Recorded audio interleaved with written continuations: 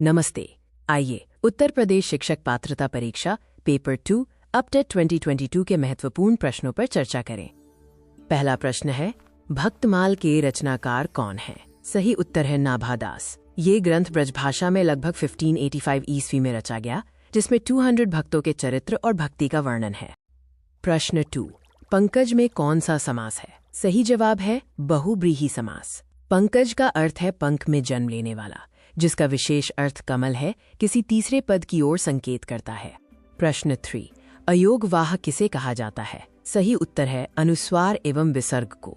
ये ध्वनियां न तो पूर्णतः स्वर है और न ही व्यंजन, लेकिन अर्थ वहन करती हैं। प्रश्न 4 में दी गई पंक्तियों, एक और अजगरही लखी, एक और मृगराय में कौन सा रस प्रयुक्त है? सही उत्तर है भयानक रस। ये ऐसी स्थिति का वर्णन करता है जहां भय का स्थायी भाव जागृत होता है।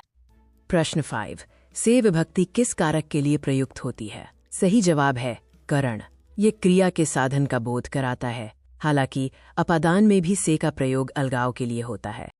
प्रश्न 6, उसने नहाकर भोजन किया। वाक्य में नहाकर किस क्रिया का उदाहरण है? ये पूर्वकालिक क्रिया है। जब कर्ता एक क्रिया समाप्त कर तत्काल दूसरी क्रिया प्रारंभ करता है तो पहली क्रिया पूर्वकालिक कहलाती है। प्रश्न 7, सूफी संतों की शैली कौन सी है? सही उत्तर मसनवी है। सूफी संतों ने अपने प्रेम आख्यानों और उपदेशों के लिए मुख्य रूप से इस शैली का प्रयोग किया। पद्मावत इसका उत्कृष्ट उदाहरण है। प्रश्न 8, गुड़िया भीतर गुड़िया के रचनाकार कौन है? सही उत्तर मैत्रेयी पुष्पा है। ये उनकी आत्मकथा का दूसरा भाग है, जिसमें एक महिला के संघर्षों का चित्रण है। प्रश्न 9, सो अजान एक सुजान के रचनाकार का नाम क्या है?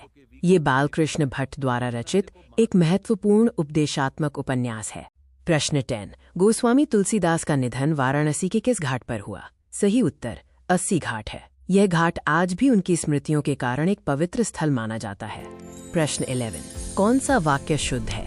विकल्प ए, गलियों को चौड़ा करना व्याकरण की दृष्टि से शुद्ध वाक्य है। प्रश्न 12, विद्यार्थी में कौन सी संधि है? इसका सही जवाब है दीर्घ संधि। विद्या प्लस अर्थी में आ और अ के मेल से आ हो गया, जो दीर्घ स्वर संधि का नियम है। प्रश्न 13, कानन का पर्यायवाची शब्द है? सही उत्तर वन है। कानन का अर्थ जंगल या अरण्य होता है, जिसके अन्य पर्यायवाची विपिन, कांतार और अटवी हैं। प्रश्न 14, वाक्य विग्रह का अर्थ क्या है? इसका अर्थ है वाक्य, खंडों को अलग अलग करके उनका संबंध बताना। ये वाक्य के विभिन्न अंगों के व्याकरणिक संबंध को स्पष्ट करने की प्रक्रिया है। प्रश्न 15, बिनु पग चले सुने बिनु काना में कौन सा अलंकार प्रयुक्त है? सही उत्तर विभावना अलंकार है। इसमें कारण के बिना ही कार्य का होना वर्णित है, जो अलौकिक शक्तियों के संदर्भ में प्रयुक्त होता है। प्रश्न 16, निम्नलिखित में वाचन शिक्षण की विधि नहीं है? व्याख्या, विधि वाचन शिक्षण की प्राथमिक विधियों में शामिल नहीं है, क्योंकि ये मुख्य रूप से अर्थ और विचारों को समझाने के लिए उपयोग की जाती है। प्रश्न 17, अभिवृत्त्यात्मक उद्देश्य क्या है? सही उत्तर भाषा और साहित्य में रुचि है। यह छात्र की मानसिक प्रवृत्ति और विषय के प्रति स्थायी लगाव के विकास से संबंधित है। प्रश्न 18, हिंदी साहित्य इतिहास के संबंध में मॉडर्न लिटरेचर ऑफ हिंदुस्तान किसने लिखी है? सही उत्तर जॉर्ज अब्राहम ग्रियर्सन है। ये 1888 में प्रकाशित हिंदी साहित्य का पहला व्यवस्थित इतिहास ग्रंथ माना जाता है। प्रश्न 19, विरहिन बावरी सी भई किसकी पंक्ति है? ये पंक्तियां कृष्ण भक्ति शाखा की महान कवयित्री मीराबाई की हैं, जिनमें कृष्ण के प्रति उनके अटूट प्रेम और विरह वेदना का वर्णन है।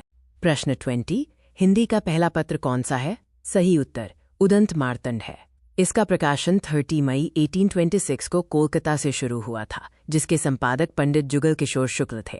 प्रश्न 21, धर्म पालन करने में बाधा डालने वाली प्रवृत्तियां कौन सी हैं? मुख्य बाधाएं हैं कमजोर मन, उद्देश्य का निश्चित न होना और चंचल मनोवृत्ति का होना। प्रश्न 22, संसार के बड़े बड़े लोगों ने सबसे श्रेष्ठ किसे माना है? सही उत्तर अपने कर्तव्य को है। कर्तव्य निष्ठा को वास्तविक धर्म और मानवता की सबसे बड़ी सेवा माना गया है। प्रश्न 23, निर्बलता शब्द में उपसर्ग और प्रत्यय का सही विकल्प क्या है? सही उत्तर है निर प्लस बल प्लस ता। निर उपसर्ग, बल मूल शब्द और ता प्रत्यय है।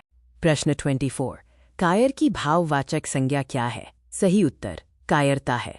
ता प्रत्यय जोड़कर भाववाचक संज्ञा बनाई गई है, जो डरपोक होने के भाव का बोध कराती है। प्रश्न 25, अपना मतलब निकालने वाला के लिए उचित शब्द क्या है? सही जवाब स्वार्थी है। ये व्यक्ति केवल व्यक्तिगत हित या लाभ को प्रधानता देता है। इस वीडियो को देखने के लिए धन्यवाद। फिर मिलेंगे अगले वीडियो में। तब तक अपने चैनल एग्जाम एक्सप्रेस को लाइक, कमेंट और सब्सक्राइब करना ना भूलें।